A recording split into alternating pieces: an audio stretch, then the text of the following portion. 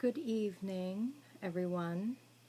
My name is Dr. Nicole, and I've been holding off on restarting my video blog for quite some time, kind of waiting for the right time and waiting for everything to be perfect and to have all the right equipment, but I had a moment today where I kind of lost it for a minute as a local holistic healer. I had the most beautiful late summer, early fall day today with a walk in the woods and a home visit to one of my favorite families in town that just showed me everything that I love about being a holistic healer in a small town and reminding people, especially the young ones on a regular basis, that the power that heals the body, the power that made the body heals the body, and that God or Creator, whatever you may call him or her or it, knew what they were doing when they made our human frame, and that we've really lost connection with that.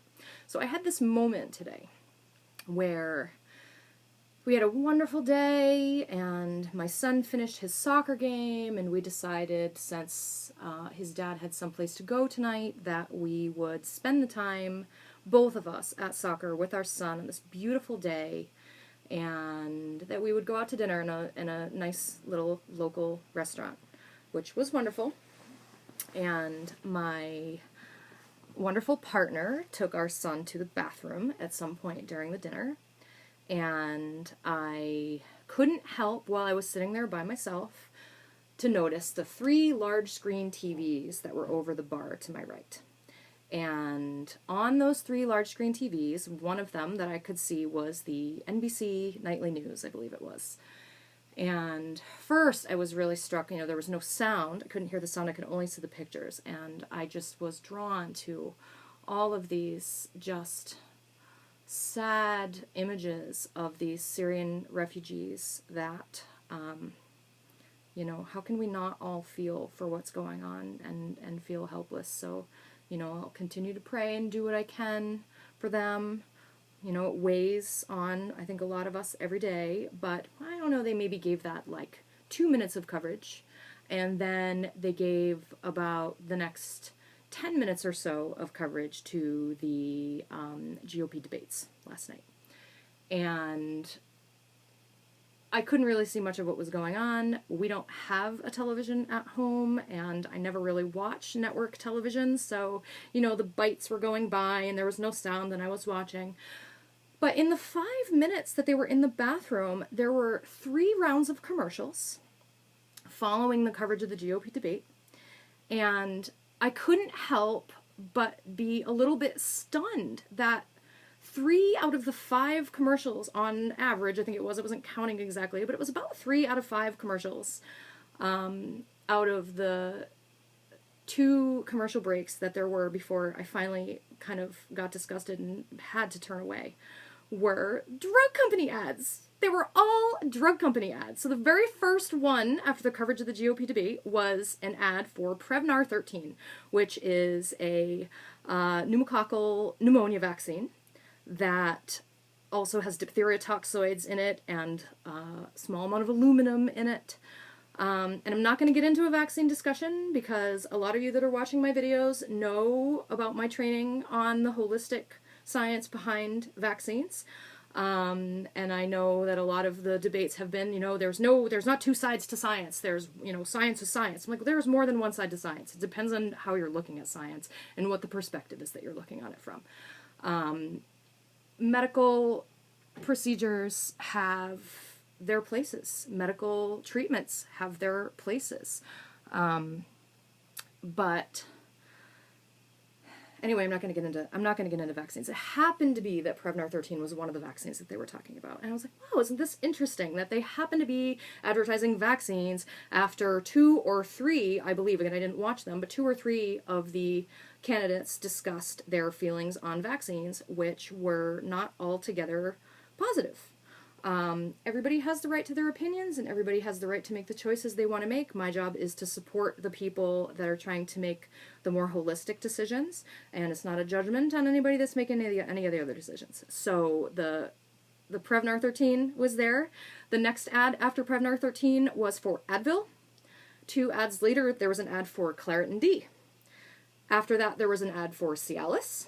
After that, there was an ad for an over-the-counter medication called Prevagen. And on and on and on. So what I really noticed, because there was no sound that I could see to any of these commercials, was the super, super thoughtful, we'll call it, imaging that was going along with the marketing, where I didn't get to hear any of the sound. All I could see was the pictures. I'm like, wow, these are, really powerful images that are sending really powerful messages, and very, very slick marketing. So of course, the other thing you notice about drug ads when they don't have sound bites that go along with them that you can hear are the vast disclaimers that they have down on the bottom. So I guess the bottom line is this. The advertising on this 10-minute period of nightly news that I watched was approximately 2/3 drug advertising, over-the-counter and prescription drug advertising. And I want to know at what point we decided as a Western culture that all these problems that we're having are a shortage of drugs in our system. We don't have pain because of a shortage of Advil. We don't have erectile dysfunction or prostatic hypertrophy because of a shortage of Cialis in our system. We don't have, what was it when I looked it up, age-related memory problems that we take over-the-counter pills for, which, by the way, with a short, cursory review that I did of this medication, this over-the-counter medication, comes along with a slew of FDA criticisms for them having made false claims and for having omitted all kinds of negative side effects that were found in the few studies that they did. So the take-home message here, among others, is if you're going to take a medication, read the insert, number one. When you read the insert and do additional research, not just the insert, because they do leave a lot of things out of the insert, but at the very least, read the insert. Know what the risks are of the drugs that you're taking.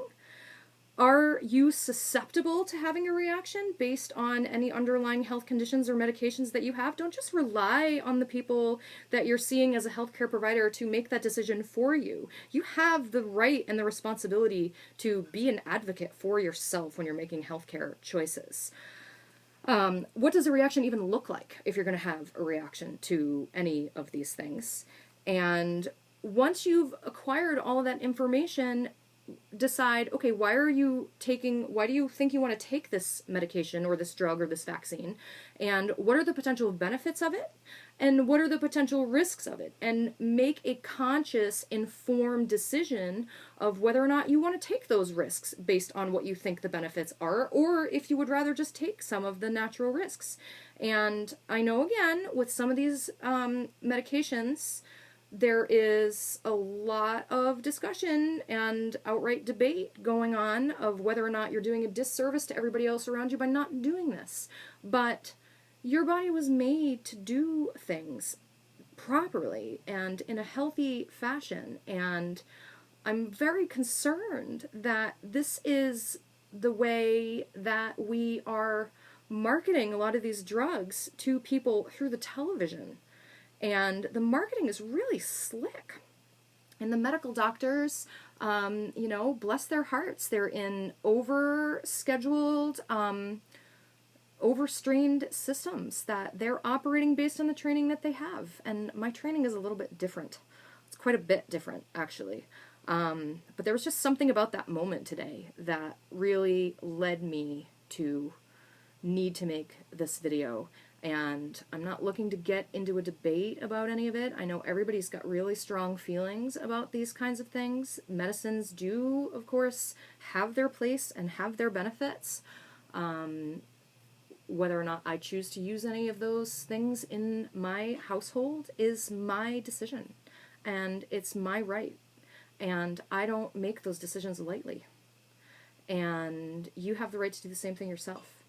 So please know what you're signing up for and do your research. And if you have any questions about that at a certain point, now that my son's back in school, I'm going to be getting into the more holistic health consulting and supporting the families that are trying to make these decisions that maybe are a little bit outside sometimes of the models that we're accustomed to operating in, because somebody needs to be there to support you. But let's remember the examples that we're setting for our children and the other individuals in our society when we're just blindly popping these pills. The allergies, yeah, you might be allergic to the pollen in the air.